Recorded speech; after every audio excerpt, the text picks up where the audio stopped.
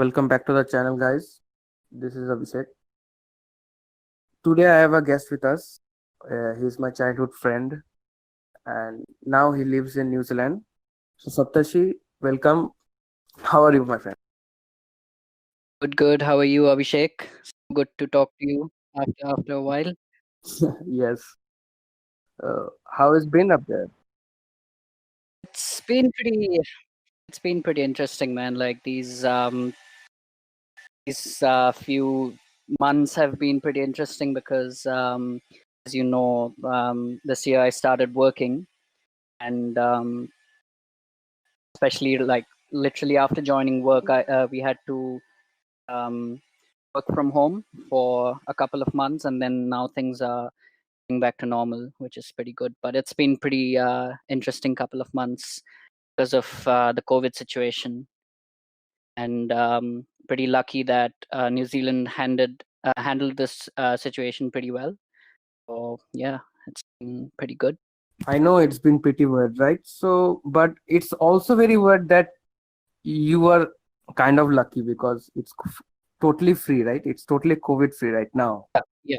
New Zealand is totally COVID free right now. Yeah, exactly. So like, there are still restrictions, but I'll tell you the way New Zealand handled the whole situation. So basically, the first COVID case in New Zealand was way back in February, I think, because that either February or uh, start of March, I think, because I was back in India.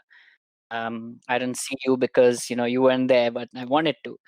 But anyways, I was back home and we were watching the news about COVID-19. Like we didn't know that the disease was called COVID-19. Then all the coronavirus was in the news, and then boom, suddenly we get the news that the first COVID-19 patient was in Auckland, I think.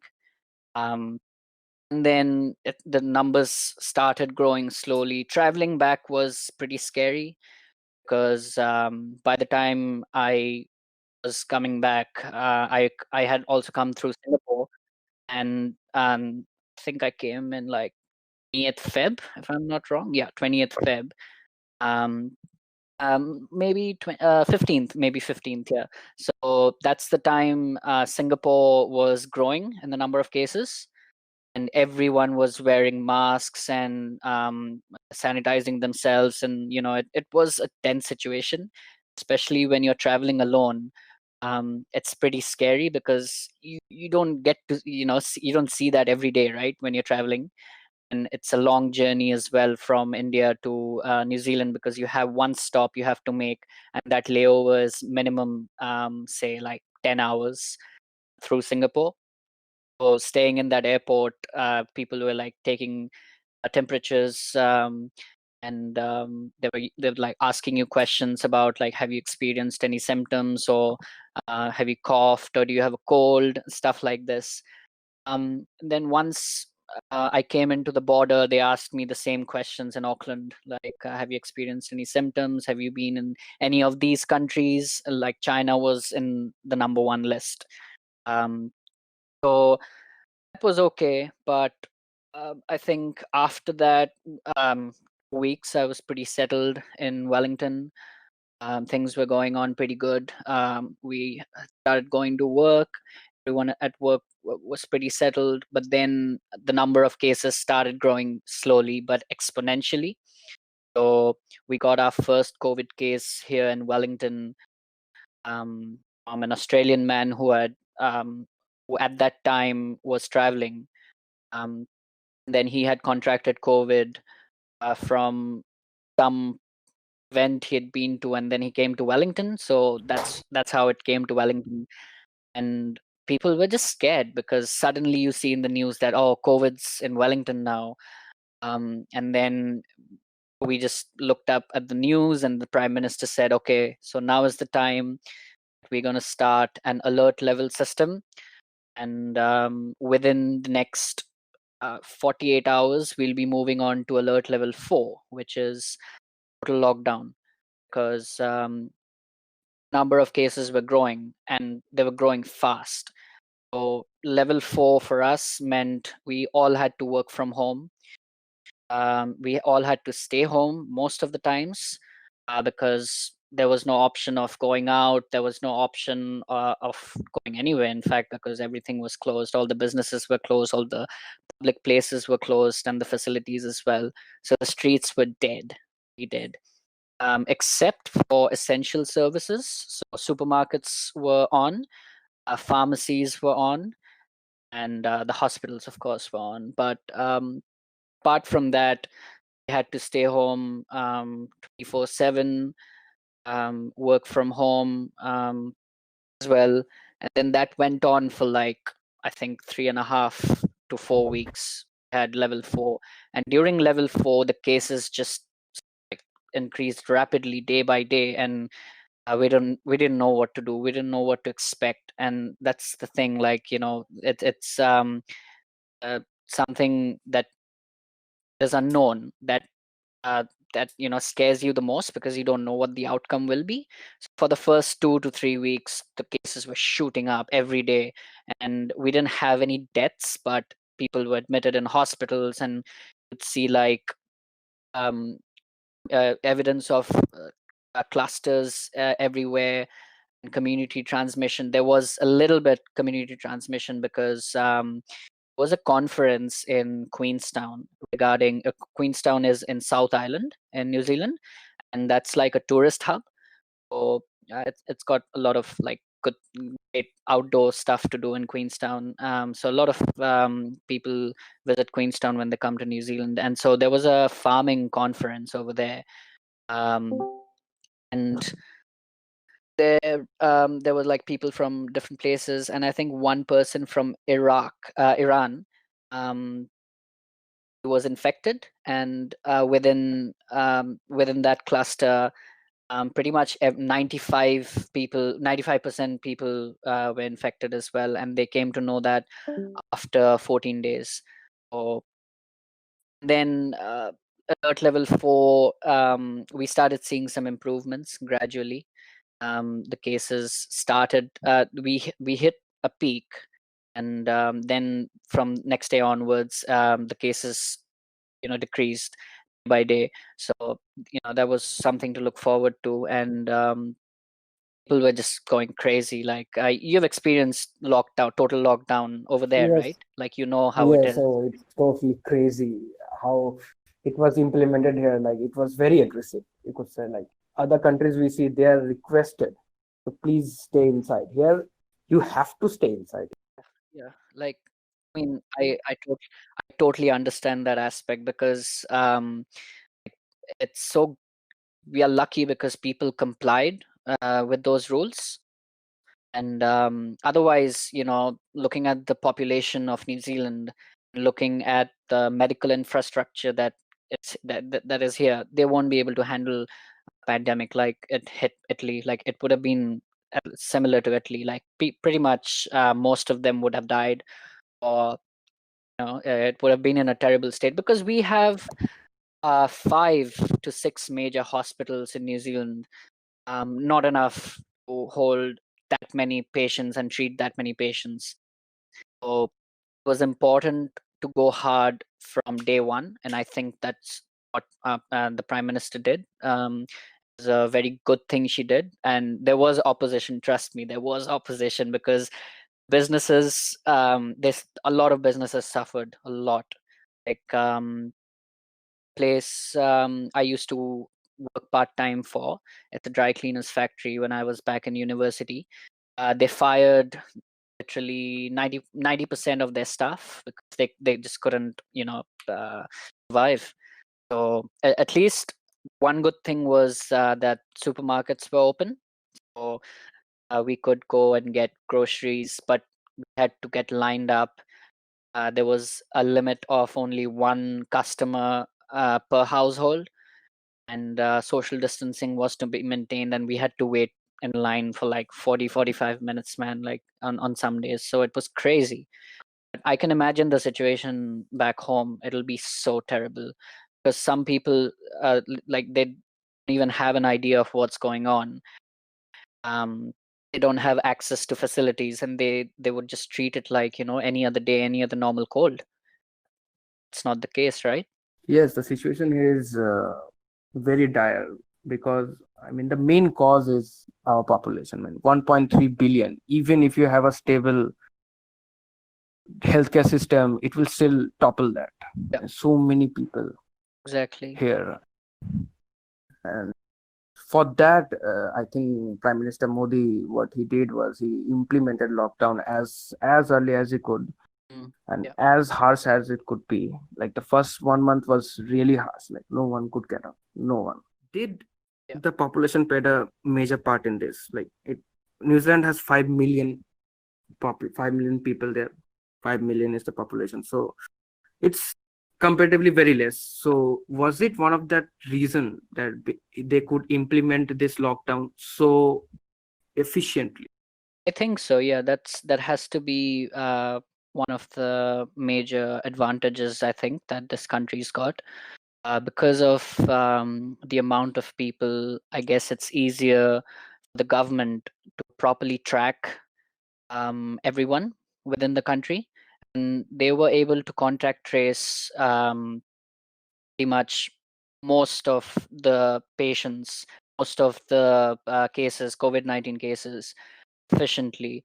And the model that they followed was, if you were like within contact of a person who's a suspected case or is a probable case, then the government tells you to like quarantine yourself for 14 days, a minimum. If you start developing symptoms, and you basically call up Healthline, and you tell them, and then they take you off. So that's the measure that they took. And I think the good thing that people did, like they followed the rules. I know it was very hard, because trust me, man, like people here, they love the outdoors. Like even you see like 80 to 90-year-old people, men, like going out for jogs early in the morning. They run, they're fit, they love the outdoors, they love hiking, they love going to the beaches and everything. So them, this was something like this was something new. And they I wouldn't say they were not prepared for it. I mean, they thought, I think they predicted that this kind of a situation might happen, looking at what what's been going on in other countries. So they predicted it somehow, but they were not ready for it, like complete lockdown.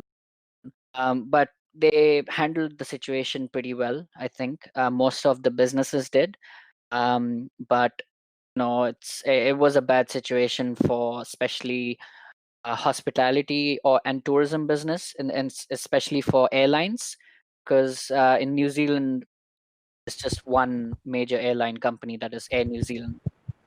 They had to lay over up to 9,000 staff. So most of them, they lost their jobs. But the government did a good thing about giving wage subsidies to the people who lost their jobs. So you can basically apply for that, and you have to provide evidence that you lost your job, and the government will pay you. I think it was like 600 to 500 to $600 a week, 3 months. And then you can reapply if you want. But most of them started applying for jobs in like supermarkets, because there was a lot of demand in the supermarkets. Like people were fighting over toilet paper, because the panic buying situation, right?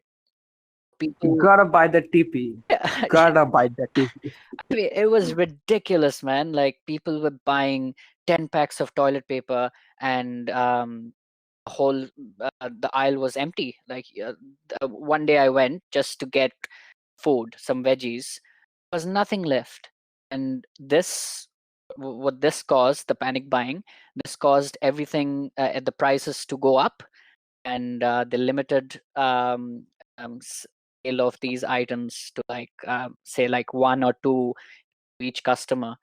Hand sanitizers, they were vanished from the market. Even like face masks and gloves, People were buying the people were hoarding them.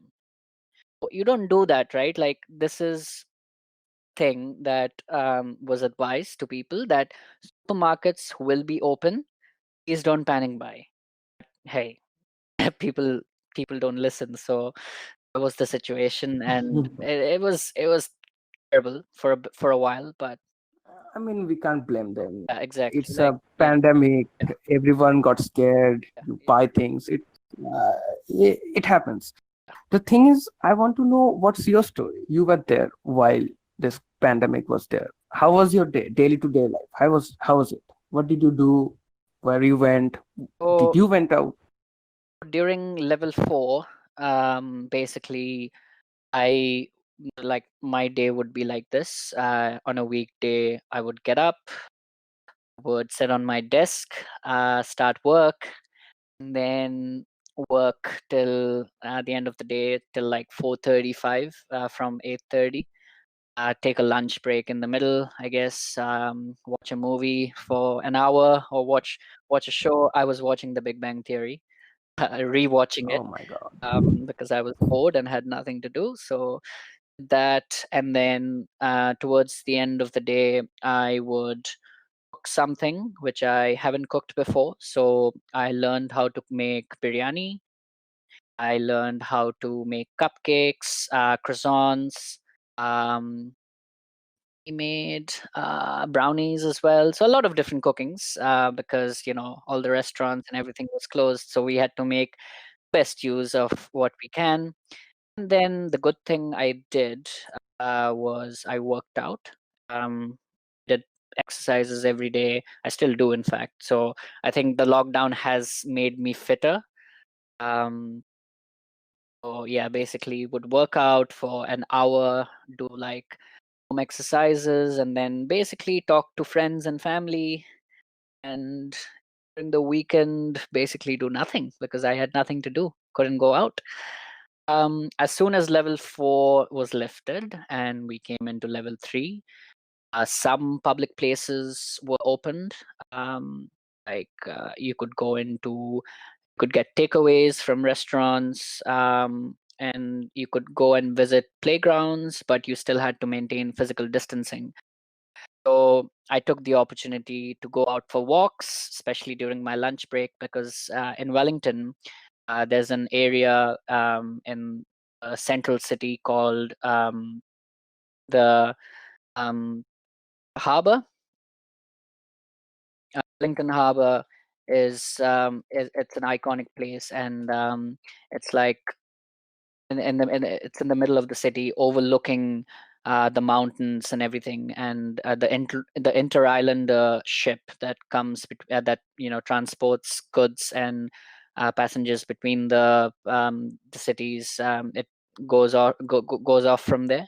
So you see some beautiful views from there, and it's also called the waterfront because most of the restaurants, pubs, everything overlooks the waterfront. So it's a beautiful place. So we went on like long walks by the visit places we have never been to, but it was eerie because we have never seen Wellington, which is the capital of New Zealand, so empty, so dead. So it was kind of eerie, but we took good advantage of it. Went out for walks, beautiful sunsets and stuff. And buses were free, especially for essential workers, buses and train services.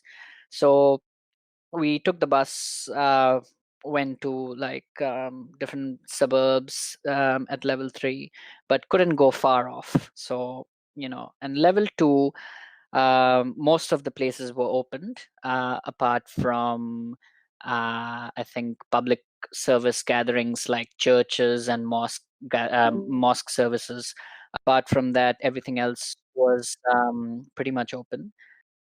So we went out, got some takeaways. Was still limiting on the number of people who could go inside a store or a restaurant or a pub. So I was still there, and people were still maintaining social distancing.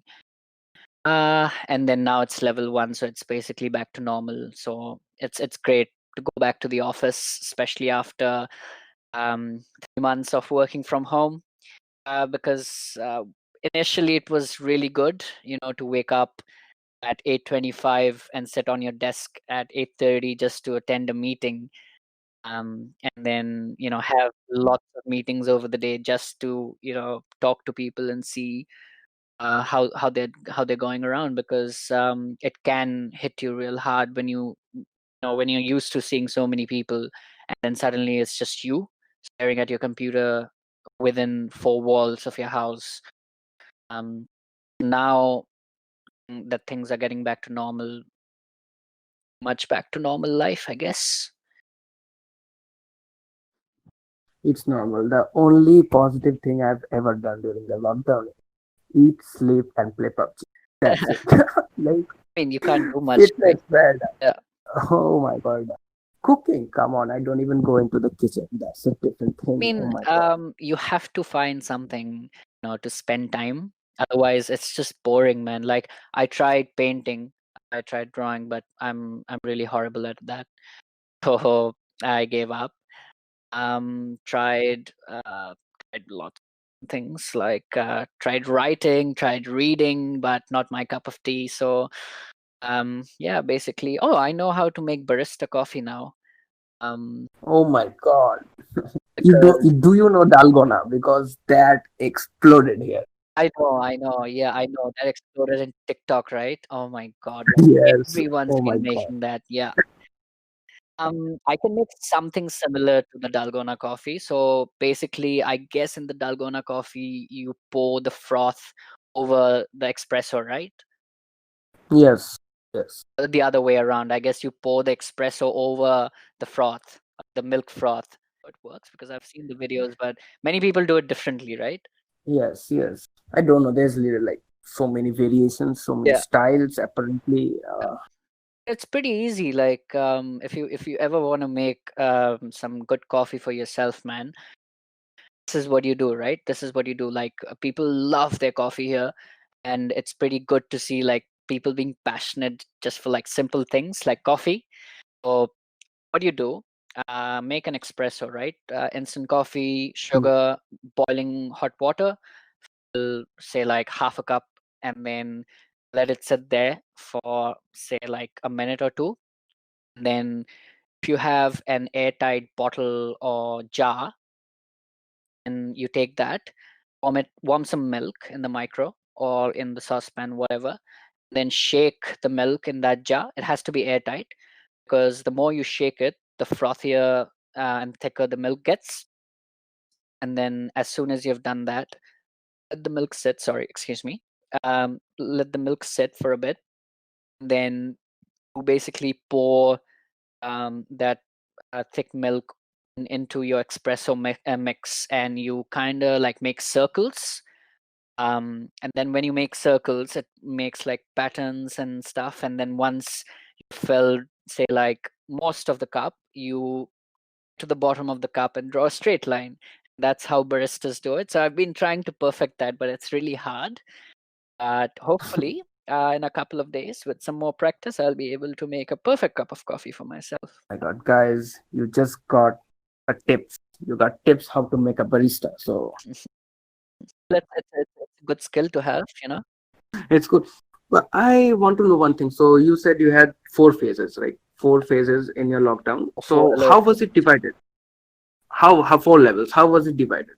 How was the time or Basically, when we first moved into lockdown, it wasn't like I might have said in earlier in the video that we straight away moved into level 4, right?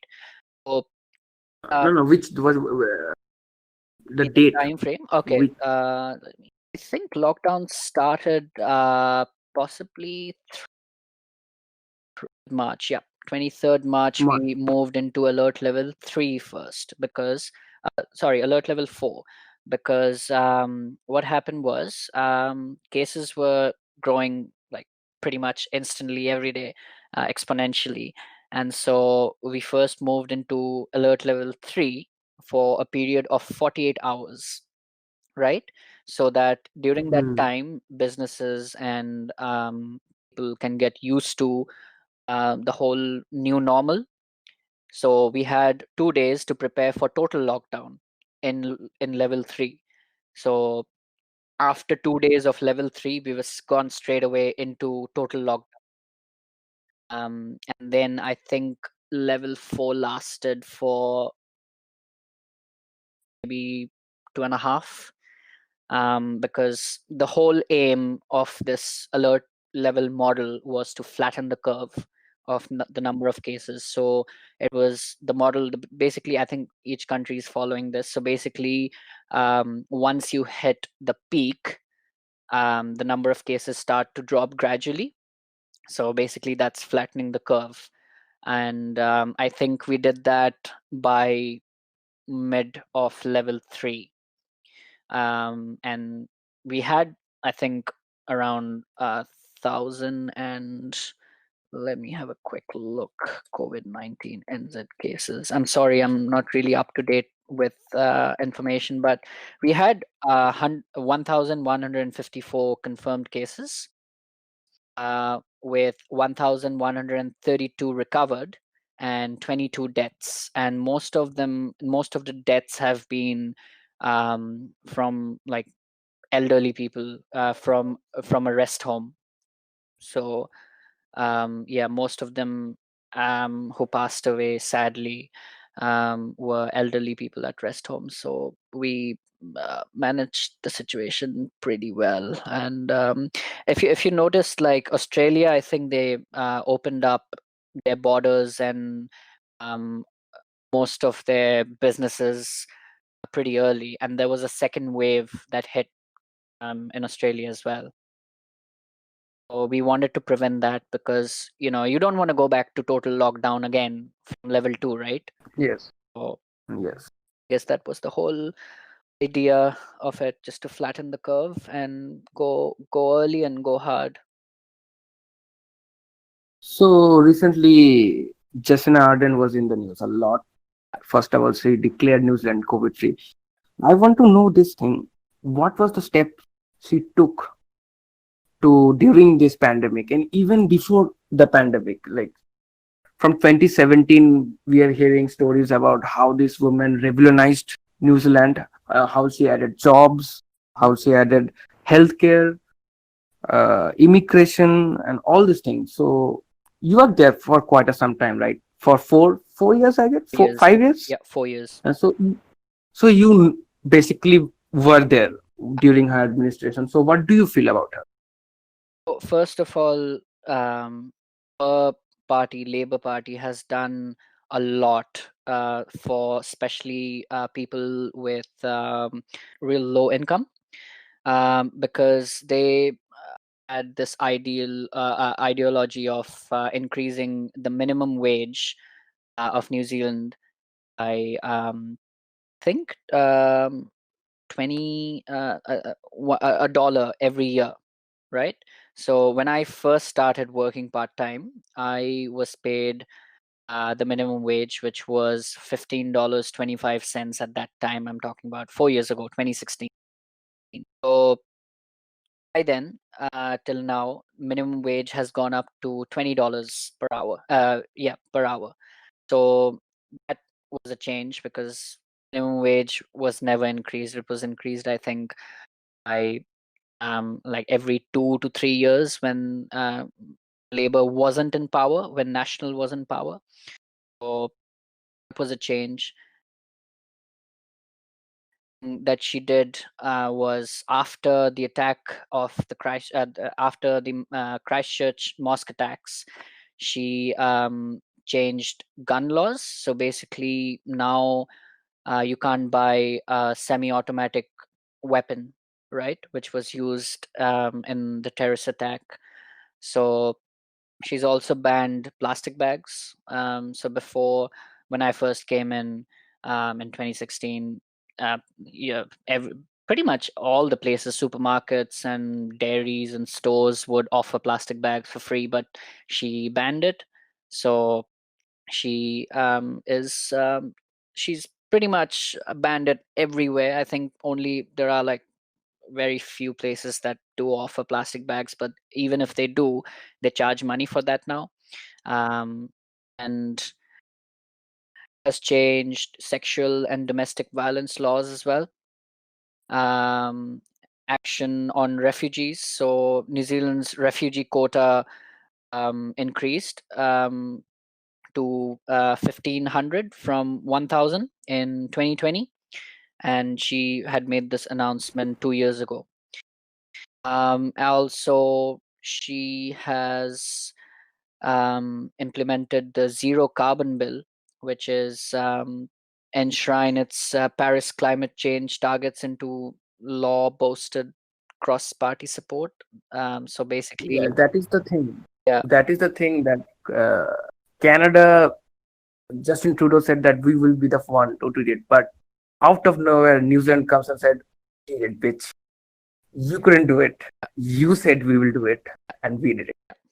That was like, and also when she was elected prime minister, she had just had a baby. So a lot of people were like, oh, how will she, manage parliament and manage handling the country when she's just become a new mother? But I guess, it shows like, you can still be a mum and do this, in terms. service to your nation. You don't need to, don't need to stay at home, and you can still work even if you have a kid. A lot of men especially don't agree to this. um Over here, like, a lot of people have expressed concerns when she was elected prime minister, that, oh, she won't last, like, she won't be able to do anything like we did, especially her opposition. But I think, yeah, she's showed enough. And another thing that she did as a gesture was all the family members of all the family members of the victims of Christchurch mosque attacks. She gave them permanent residency. That is something. Yes, yes. That was like leading from the front, being a leader. She sometimes give me a vibe of Barack vibe. This charismatic woman coming here, leading from the Yeah, front, showing the world that if you care enough, you can implement things, you can do things. I mean, she has become a mhm, icon to growing to women, to girls who are growing up, looking yeah, up to her, exactly, an and saying inspiration. that if she can do an inspiration, right? Inspiration. Exactly, and this is what feminism should be. And like, you see, like, today feminism is all about, oh, we want equal right. I'm not condemning anyone, but you see the definition of feminism today, and you compare it to the actual definition of feminism. It's completely different, right? It's not the same. It's yes, it's like the main thing is that like women feel like we have been oppressed for so many years, and now this is our time, we'll oppress. Like that is not the goal. Oppression is not The here. goal is to get Goal is for equal rights, that the right? goal is to get equal right. See, We have gone through like this, now this is the time men will go through like what is wrong with you people. Oh my. And I think one more question, so that Jasina, she also had a very good relationship with the indigenous people there, right? Like the Maoris. so um good thing about New Zealand is what I've experienced and I've seen, and this is different to Australia, because if you come to New Zealand, you'll experience both the cultures.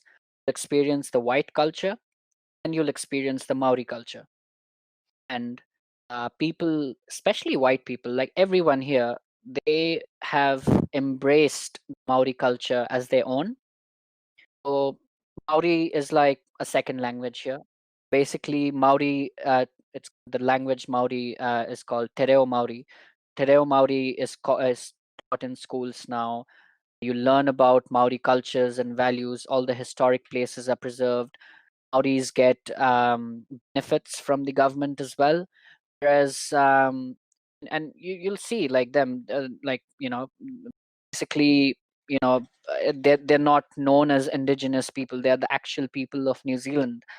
Um, and their culture and everything, you can experience their cultures they have their own setups and you know, uh, traditional places. So it's beautiful, like the way people have embraced it. It's brilliant to see.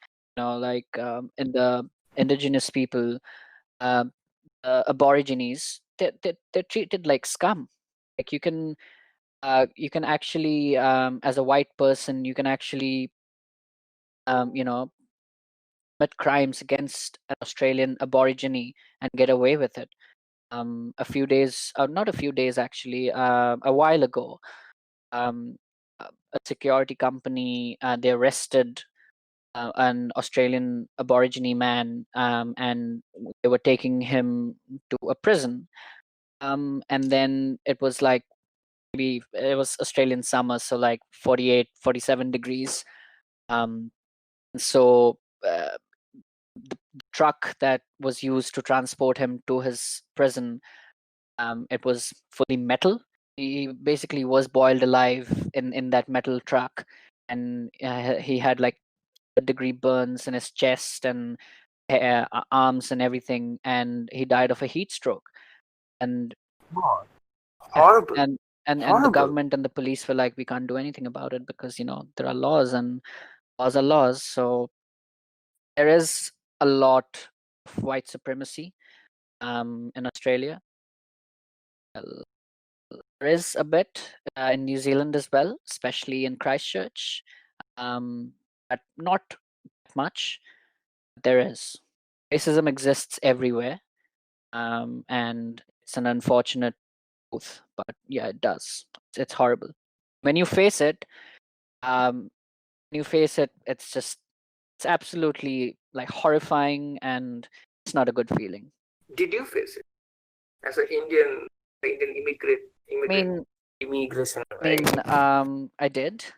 So was, I would say, the instances I can recall where I wasn't racially abused, but I felt it was, you know, racially targeted towards me. So let me tell you what, most of the people here are very nice, very welcoming, right? But get some people who are ignorant, get some people who, you know, are very proud of themselves because of their heritage, because of their color. Um, Basically, in 2016, when I first came here at university, I was staying in a residential hall called Aquinas College. Um, and I was using my Dell laptop to, you know, do my uni stuff. So this one person came in. He was like, "Oh, what are you doing?" I was like, "Oh, I'm just doing um, some assignments for my class tomorrow." And the thing I was told was, "Oh, you don't have a MacBook." I was like, "Oh, I guess you don't get those in India, eh? Like, you must be poor. Are you from the slums?" I'm like, "Okay." Like, you first of all don't know what India is, because you obviously haven't had the time to research about my country, and you come and tell me that, you know, I'm this, I'm that, and I'm poor. It's acceptable because, you know what, don't know, have to know, it's fine. um so basically, the Western perception of our country is that India is mostly slums. There are a lot of elephants, and people there love curries. It's very hot, and people love spicy food, and that's all they know about India. So they don't know that we have, you know, multinational companies over there. They don't know that most of Indians speak fluent English. But yeah, and another thing, like that same person, pick his name, but he was like, "Oh, where'd you learn English, bro?" I was like, "Oh, you know, someone taught me when I was on my way to New Zealand on the plane." Then he was shocked. He was like, "Oh, bro, come on." I mean, it's just some people, you know, like who are like this. But basically, the other instance I was talking about, like I was asked if all Indians like curries, like if that's in my blood, um, or we just What the? Fuck. yeah. We have a very variety of cuisines. We have a variety of cuisines here. Like, bitch, do you come here and see how many cuisines we Yeah, have I here? know. Like South Indian, North Indian, Eastern, Oh Western, no, yeah. this, that, Bengalis love this, Tamils love They that. just know. So many They just love cultures. their butter chicken and naans. But it's just Breads there. They call not even naans, they call it a breads, naan right? bread. Yeah, Oh my god. I have the chicken and naan bread, please, mild. But yeah, never mind. I mean, it is what it is, right? But you get some people who are very interested in your culture, very interested in traditions, who actually take the time to do the research, and they don't they're not ignorant. Um, well, when I was working part time, I was approached by a guy who would work with me, and he was like, "Oh, like we were talking about bringing and um like that," and then suddenly he was like, "Oh, do you ever like see a TV when you were growing up? Because do you have them in India?" And I was like, "Okay, cool." Like I Oh wouldn't my say much. god. But it's fine. I never imagined it would be this bad. Is it really this bad? It, it is. Yeah, I mean, in some places, man, Expected it from it is. USA, but cannot. It New is. It Zealand? is. Seriously? But yeah, you get people like this everywhere. It's casually hinted. It's very subtle. But you would know that it's targeted towards you because you are not white. You have you have brown skin. That's why it's targeted towards you. You would know that immediately because it would come out as a joke, and they would be like, "Ah, don't worry about it. I was just joking." But you know yourself, right? That it wasn't a joke. Like, it was racially targeted towards me. Anyways, I mean, Exactly. it's People just pass it off as ski. It's just a joke. yeah, No, it's not. You are just hiding it as a joke. You are just like pretending to be yeah. it, just so that you can be a racist. That's horrible, horrible. And I think New Zealand is also protesting for Black Lives Yes, Matter. yes. In fact, today, when I was out and about, I actually saw one of those protests. It's very peaceful. But there was a procession today, in Wellington and in Auckland, and a few days ago there was a procession in Dunedin, the city where I used to go to university in. It's in the South Island, so there was a protest there. Today there was joint protests in Wellington and Auckland, and I saw it today because the bus routes changed because one of the streets, it's called Courtney Place. It was down that street, so most of the buses were scheduled. Like, you have buses come in every 15 to 10 minutes, right? All of them were rerouted so that the session can take place. So yeah, the government is responding to it, but it's nothing to be worried of. It's rather peaceful, and you have a lot of African American or even African people here as well.